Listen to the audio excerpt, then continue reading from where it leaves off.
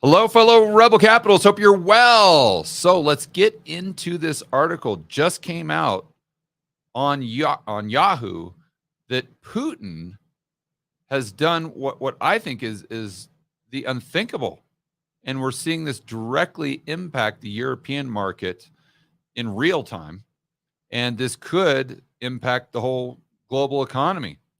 So let's shoot right over to this Yahoo article and check this out. It was sent to me just now by the prodigal son himself, Josh, who was off in his fancy shirt doing his interviews. But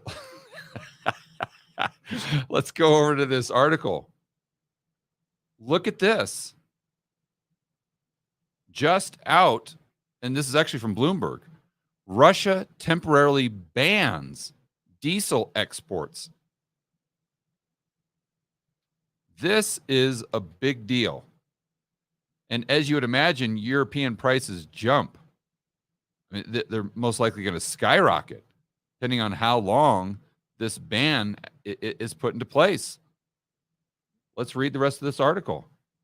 Russia temporarily banned exports of diesel in a bid to stabilize domestic prices. So they're basically saying we're exporting too much, and therefore, and also this goes to show you that the demand in the Russian economy has by no means plummeted. Because diesel is how you get stuff from one place to the other. So if your economy is tanking, then demand for diesel should go down, and then they wouldn't have this problem. So their economy might not be doing great, but it's definitely probably doing better than China, to be honest with you.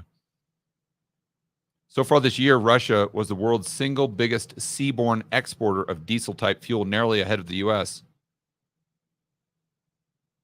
According to Vortexa data compiled by Bloomberg, the country shipped more than 1 million barrels a day during January to mid-September, with Turkey, Brazil, Saudi Arabia being among the main destinations. Well, this is interesting from a BRICS standpoint as well. I mean, this is Russia showing that when it comes down to it, their allegiance is going to be domestically. It's not going to be with Brazil, Saudi Arabia, China. It's not going to be, and that's pretty much every country, I think.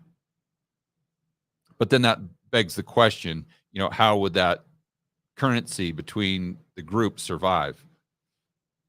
More volatility there, to say the least, but we'll set that aside for a separate video. Let's get back to this article. The ban, which applies to gasoline, comes into force September 21st, which, Josh, that's today, isn't it? Yeah, that's today. So as of today, no more diesel from Russia.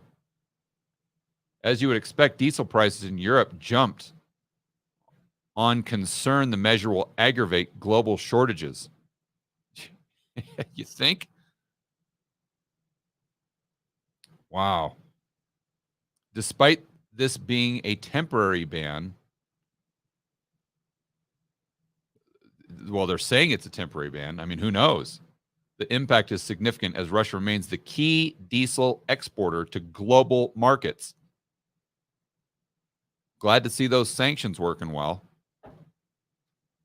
said Alan Gelder, Vice President of Refining, Chemical, and Oil Markets at consultancy Wood Mackenzie. The global refining system will struggle to replace those lost Russian volumes at a time when global diesel inventories are already at low levels. And I like just the title of this next, or the subheading here. It just says surging prices.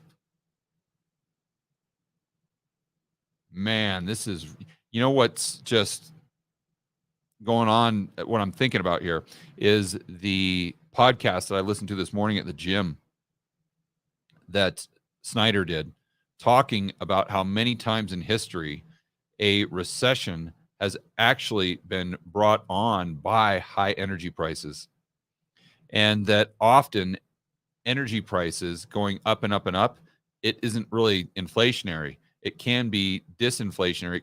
It can be outright deflationary. And I'm kind of thinking about what Snyder was saying there. And I'm thinking about what's happening in Europe, where they're already, in most places, in recession. Germany in a significant recession.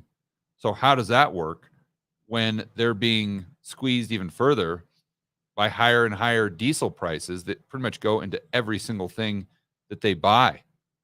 So again, is that inflationary or is that potentially deflationary?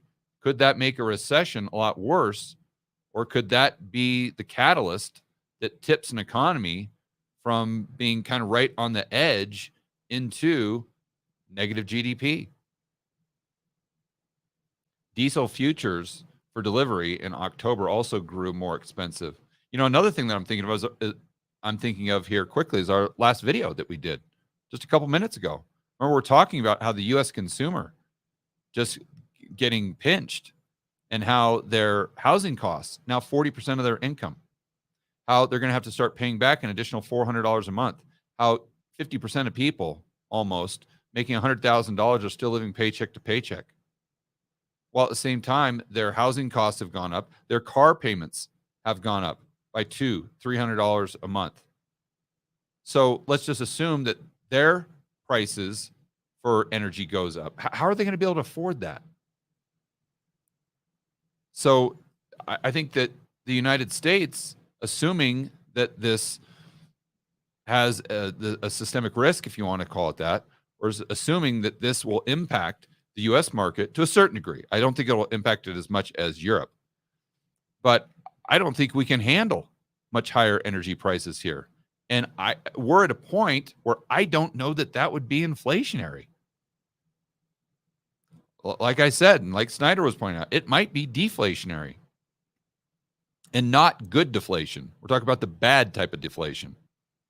So they say temporary restrictions. Well, actually, let me go back to how much prices have gone up here. In Northwest Europe, the premium bench diesel fuel futures to crude oil, known as the ICE gas oil crack, climbed sharply, topping $36 a barrel, according to fair value data compiled by Bloomberg. Diesel futures for delivery in October also grew more expensive relative to barrels for arrival the following month. The bullish structure known as backwardation surpassed $35 per ton.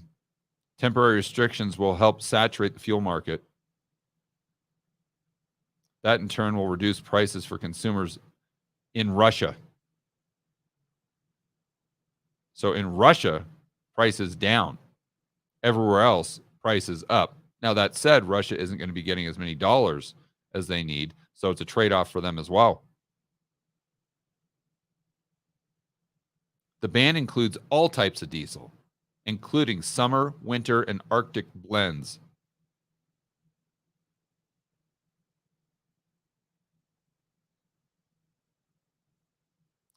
Here's a quote. This is a super big deal.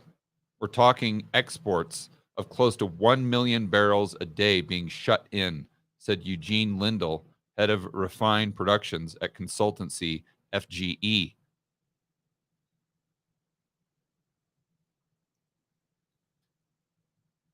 Now, the article goes on to talk about how this may impact inflation.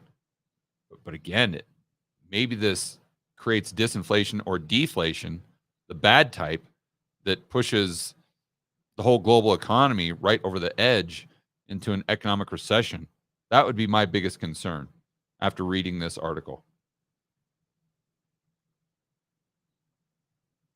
All right, there you go. Some scary stuff, guys. We'll have to follow this story very closely over the next couple weeks. As always, make sure that you're standing up for freedom, liberty, free market capitalism, guys. If you want to watch the most important recent stories that we have gone over on this channel, Josh will put them in a playlist right about here. And we'll see you on the next video.